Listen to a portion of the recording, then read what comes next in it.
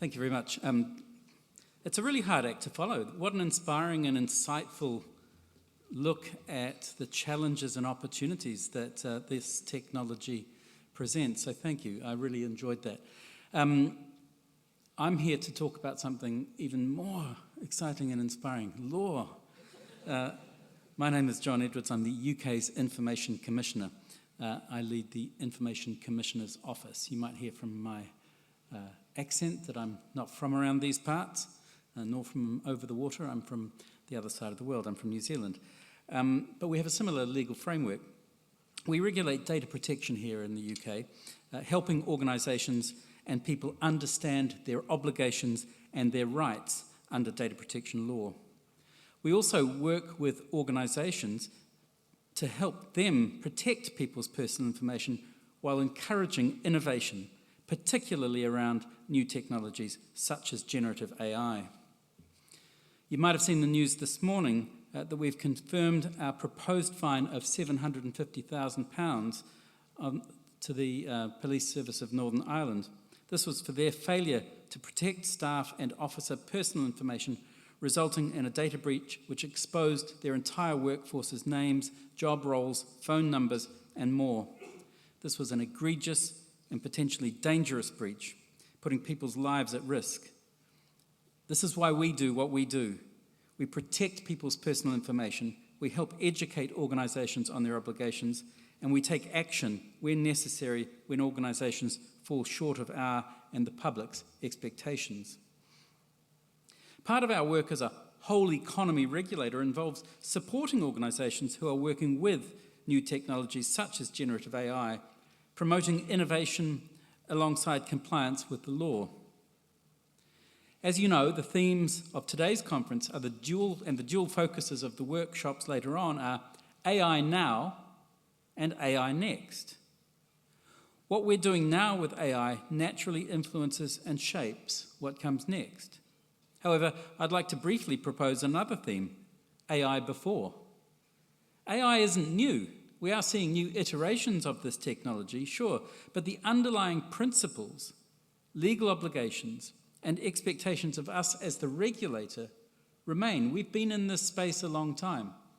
We first issued our guidance on explainability in 2019.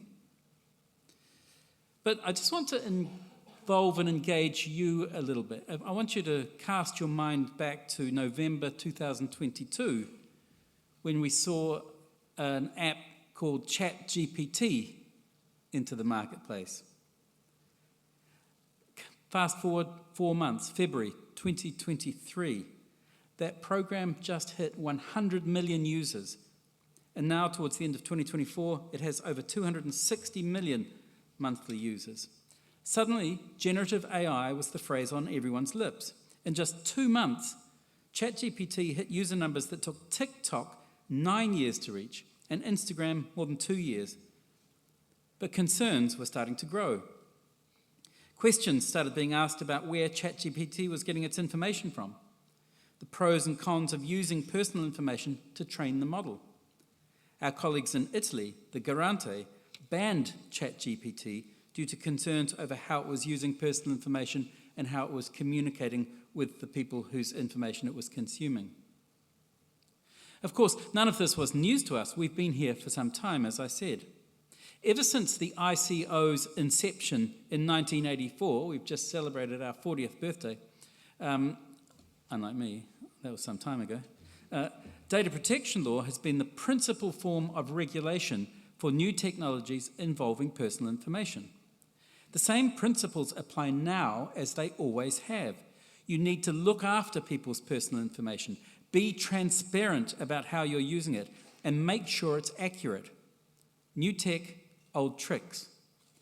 To put this in context, we often hear commentary and complaints that the world of tech and AI is a regulatory Wild West. In our digital world, we hear that there are no apparent constraints on bringing products to market, allowing harms to come through that wouldn't exist in the pharmaceutical or civil aviation industries, for example. You've heard it.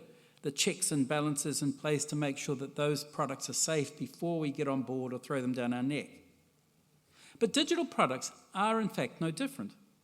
There is a law which requires an ex-ante assessment of risk and liability for breaches after the fact. We, the ICO, are here and we are enforcing. There is no regulatory gap between the digital world and the real world. Data protection law is principles-based and it is technology neutral. So no matter what the tech is, if it involves personal information, there are protections in place for people. There are obligations on those developers.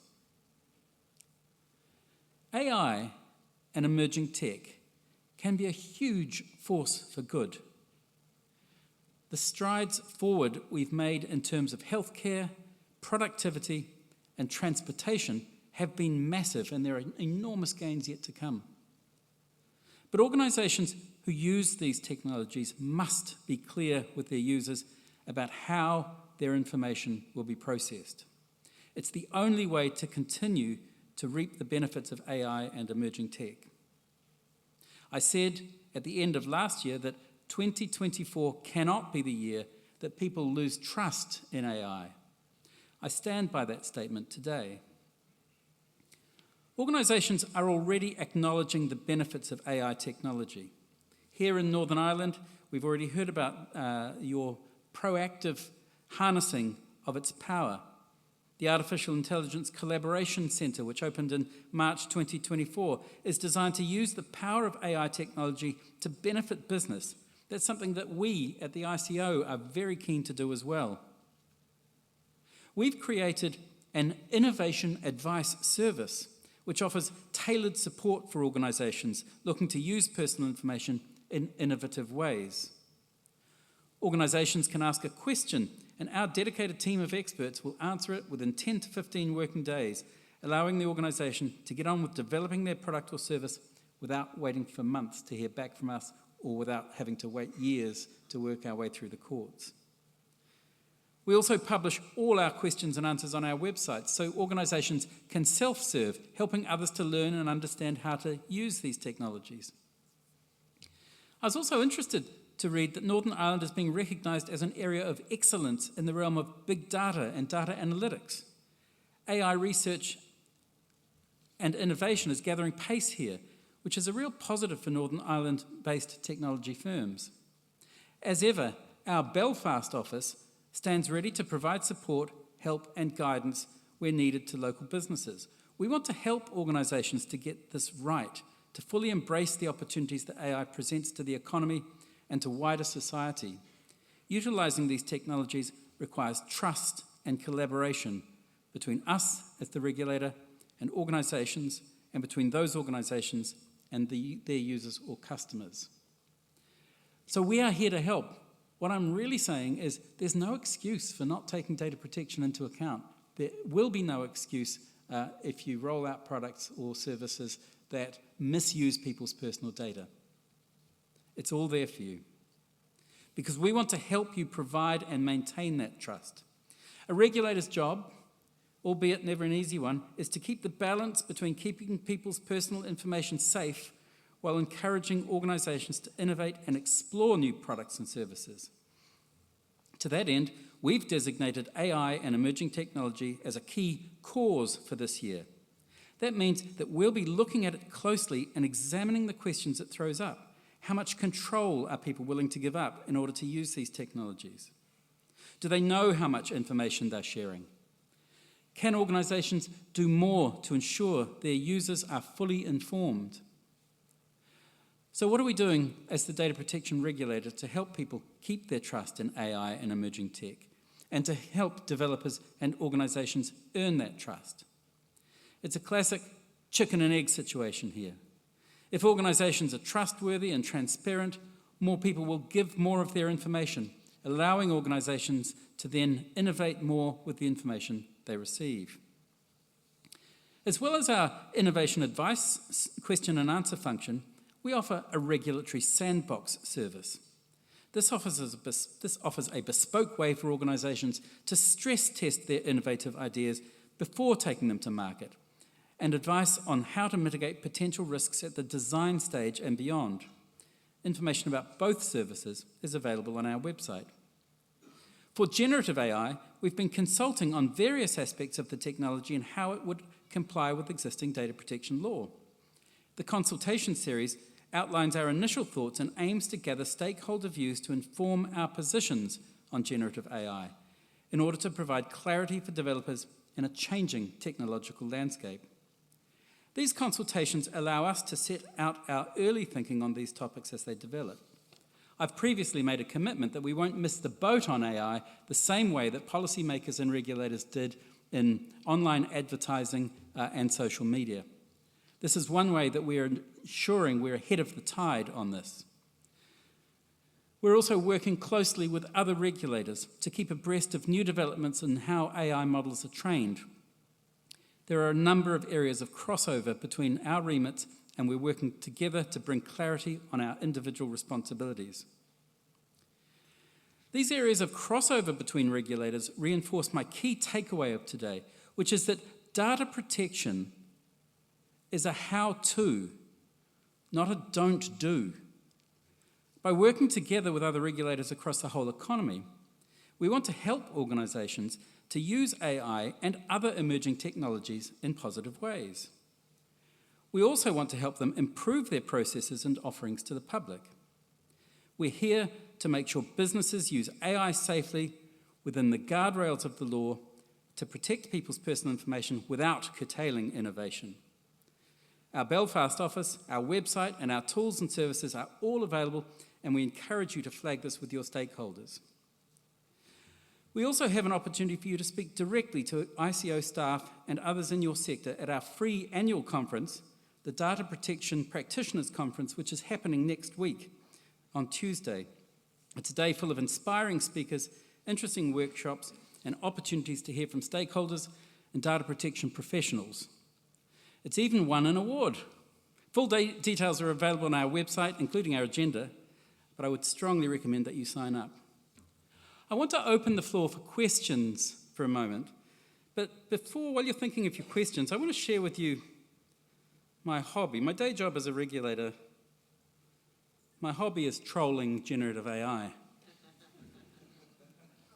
And I had an exchange, I don't know if you saw it, did the rounds on social media a few weeks ago. Someone asked ChatGPT how many R's there were in the word strawberry. Did you see that? So I thought, and it got it wrong. I thought I'd try it with Meta's Llama. So I said, Meta, how many R's are there in the word strawberry? It said, there are 3 R's in the word strawberry. Great. How many in Mississippi? Llama said, there are 4 S's in the word Mississippi, but only 2 R's and 2 P's. I said, that's not correct, is it? It said, I apologise for the mistake. There are actually 4 S's, 2 P's, and 1 R in Mississippi. Thank you for correcting me. You've still got it wrong. It comes back. I apologise for the mistake. Let me recheck. I see. There are actually 4 S's, 2 P's, 2 I's, and only 1 R in the word Mississippi. Thank you for pointing out the error again. I reply, this is unbelievable. You still haven't found your error. I'll re-examine the word again, it says, and it spells it out. M-I-S-S-I-S-S-I-P-P-I. And it says, aha, I finally found it. There are actually 4 S's, 2 P's, and 2 I's, and 2 R's. No, wait, that's not it. There are actually 4 S's, 2 P's, 4 I's, and 0 R's. No, that's not it either. Wait, I have it now. There are actually 4 S's, 2 P's, 4 I's, and 1 M, and 1 R. Yes, I finally got it right. There is only 1 R in the word Mississippi. Please tell me I'm correct this time. It's quite needy, this app. Nope. Why have you become so convinced there is an R in Mississippi? And now we get a bit philosophical, and I think that, that's a bit of fun. But the real lesson is in this last response from Llama 3. My apologies for the confusion. So I said, why have you become so convinced there is an R in Mississippi? Apologies for the confusion. I've become convinced that there's an R in Mississippi because I've been trying to correct my previous mistakes.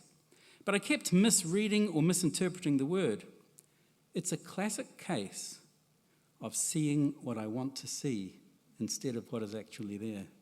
Now, there's a lesson there, I think, for those of us who want to embrace the wonders of artificial intelligence, and we still have to just hold on to the limitations and recognize that what may superficially appear to be absolutely transformative is not yet quite ready for us to use for high risk or critical activities. And with that, over to you in your own thoughts or questions or observations. Do we have a roving mic or anything? Thank you. We have, I think, a few minutes. Quite a few. Yeah. Marcin, well, you're John. You're very welcome. You're in the spotlight, which is a very difficult position to be. But you mentioned the digital Wild West. Who will take on Meta and Sam Altman and Elon Musk? You issued a strong fine this morning, but will it be you or will it be the government? And will they pay any attention to you if you do try to fine them or set up guardrails? How even will that battle be? I mean, this is a fantastic question. It goes straight to the heart of the challenge that we face. My office is not badly funded. I've got 1,200 people, but we are up against the biggest corporations that the world has ever seen. That's not to say that there is no hope. The answer to your question is different in different jurisdictions. In our jurisdiction, the ICO is stepping in and saying, well, we have jurisdiction over this space. We will assert it. In Europe, that conversation about who will take on responsibility is still ongoing.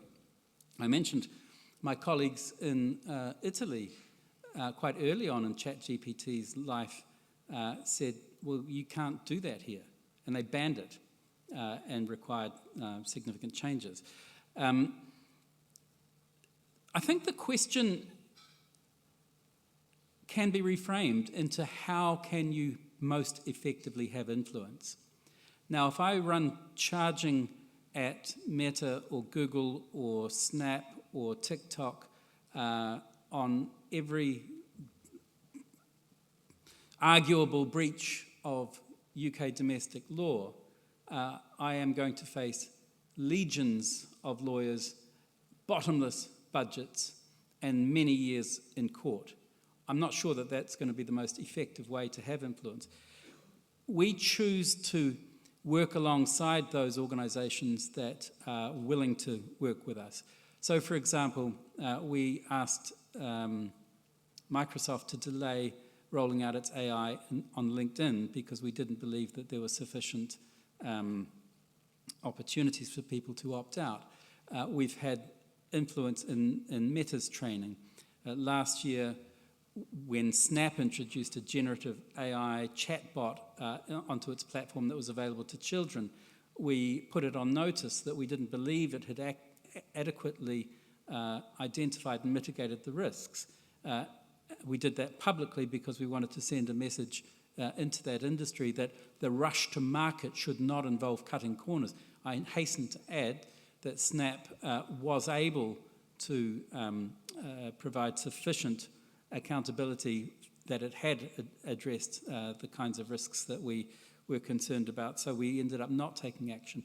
But I think we do need to take action. To your wider question, in the international sphere, it's really important that politicians step up and recognise the transnational challenges that are involved and collaborate, particularly in terms of the kinds of frontier AI that the AI Safety Institute has been set up to identify and monitor. So there remains challenges. I'm not shying away from that. There are significant asymmetries of resources, but if you want to do business in this country, you have to comply by the laws. I am there to administer a law that is set down by the Parliament of the United Kingdom. That's by and for the people of the United Kingdom. And so anyone who wants to do business in this country has to abide by those laws, and we will hold them to account.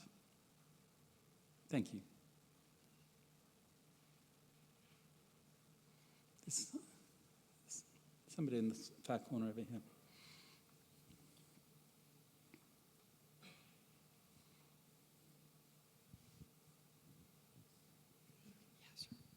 Hi, my name's Rose Kane Quinn. I'm a UI engineer with Congruity 360. I just had a question around, does the ICO offer any kind of training or education for software professionals around data protection and in our kind of everyday lives? Like, how do we adhere to the law? Thank you. Yes, we do. If you jump onto our website, you should find courses that we have. There's lots of guidance. I think we need to do more in that space, because I think that traditionally what we have done is produce text-based documents that require a reasonable degree of sophistication and motivation to work your way through. And people absorb information in a number of different ways.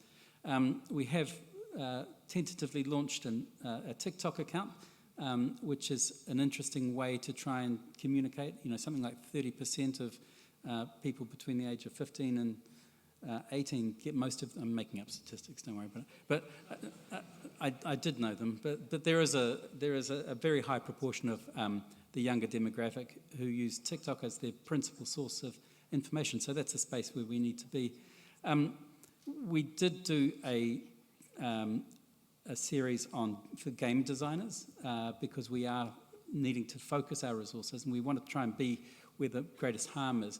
So we think it's really important that services that are designed for children to access have really easy access to information about what we expect of them. So there is a thing called the Age-Appropriate Design Code I'd commend you to look at, but we issued, as I say, really easily consumable guidance for game designers, and that may be of use to you in your UI practice as well.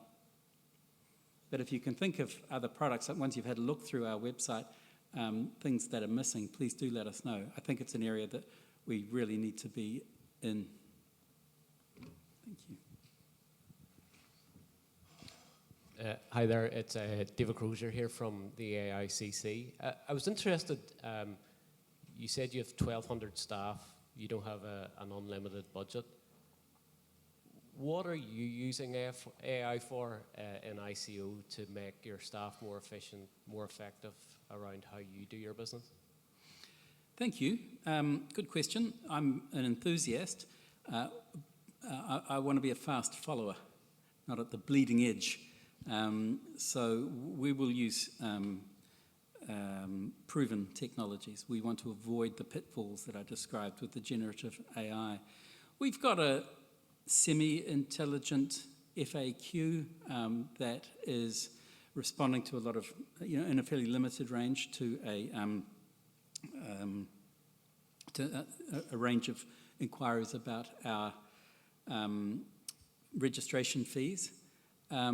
We are investing in a number of tools to deal with the queries that we get, the large number of queries. But actually our IT investment is a long way short of AI at this stage. We've got a lot of catching up to do in terms of CMSs and just actually connecting our digital interfaces. So at the moment, you can input data into our website, but then it lands on someone's desk who has to input it into our system. So, historically, having a kind of air gap between your website function and your internal systems was prudent. These days it's more difficult to make the argument, and we need more machine-readable inputs. That's going to free up a lot of staff. My data and digital team have rolled out a number of initiatives in this year that have saved about 8 FTEs. Now, we haven't made those positions redundant. We've redeployed them. I've got quite highly qualified staff who are inputting data. So, we're on that journey, not as quickly as I would like to. We face the same problem as a lot of public authorities. When you have limitless demand, there's an expectation that you apply your resources to that. It takes quite a lot of discipline to be able to say, no, actually, I'm going to hold 20% back to invest in tech for the future. You know, this is the challenge that an organisation like the NHS has. It's so hard to say, yes, I could buy another 1,500 hip replacements, and there are people who have been waiting years for them, but I'm going to spend that money on scanning machines that are going to deliver diagnostics within seconds rather than months. And these are the transformations that are happening all over the economy, and in that regard, my office is no different. Super. Hi, John. Adam Watkins from Kainos. Two questions for you. One is, could you give us a view on your perspectives on AI regulation in the UK and how that's evolving? And then the second part is what you see as the ICO's role in that moving forwards. Yes. I'm just fighting the urge to say refer to my earlier remarks, but so AI regulation in the UK has been a matter of, I think, a slightly muddled public conversation. The last government issued a white paper that proposed setting out a number of principles that regulators ought to take into account. And they were principles such as transparency, security, fairness, accountability. Each of these things, when I read through the list, tracks directly to the underpinning principles of the UK GDPR. So when we looked at what the government was proposing as a new response to emerging technologies and emerging threats, we said, this is already here. But that's not something that governments and politicians want to do. They want to identify and solve problems. So it was actually difficult, I think, for the ICO to get that message out, particularly towards the end of, was it 2022 when the summit occurred, when a lot of people had these sort of apocalyptic predictions about what might happen with AI. Now, no one in those conversations were talking about offerings that were available to the public or industry at that time. They were all talking about general AI or something which is a few generations in the future, something that is potentially really dangerous but not here yet, something that we don't understand, we don't know how it will arrive there, but we need to try and get ready for it. Whereas my office was trying to say, we have a law that applies to any application using personal data. These AI applications, models, and use cases use personal data, therefore they are subject to the law. So what we are doing about it is explaining how that applies. So in terms of generative AI, I mentioned our guidelines on explainability. That's really important. In terms of generative AI, we've issued a series of discussion papers to inform our thinking, one on lawful basis for web scraping, for example. We've issued one on accuracy. How do you determine accuracy? What happens to individual, we call them data subjects, which is terrible, but people's information rights, right? At the moment, you have a right to go to any business in this town and say, I want to see what you've got about me. Now, when an AI large language model is trained on data which includes yours, it's very difficult for you to exercise that right, let alone your right of correction. So once you've trained a model on data which includes personal data, it's almost impossible for individuals to exercise the rights that they have traditionally. So we're grappling with that as well. Transparency. That's where we're putting quite a lot of focus at the moment. And we're insisting that,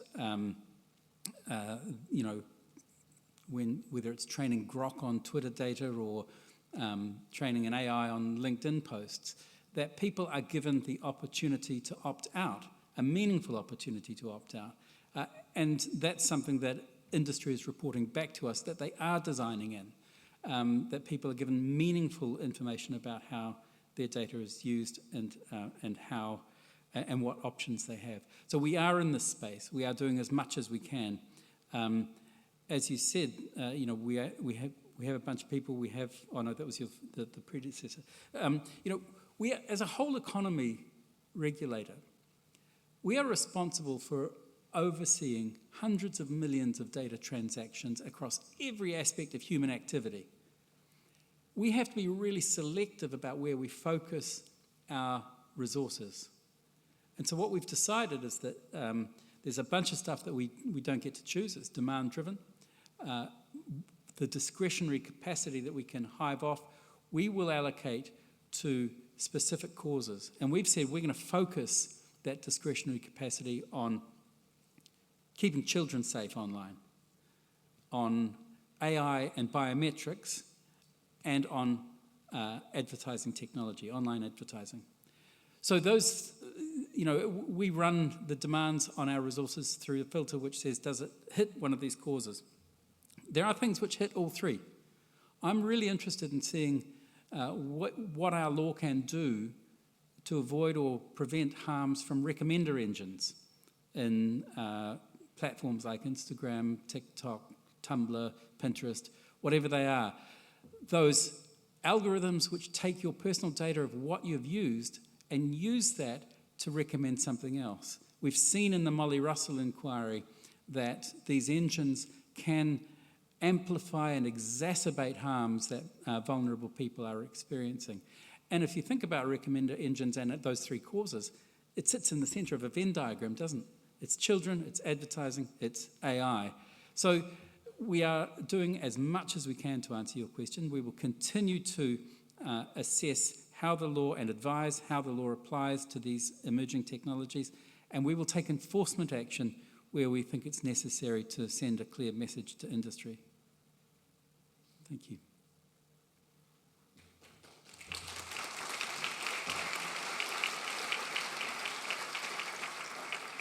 Thank you very much for your attention, and enjoy the rest of the conference.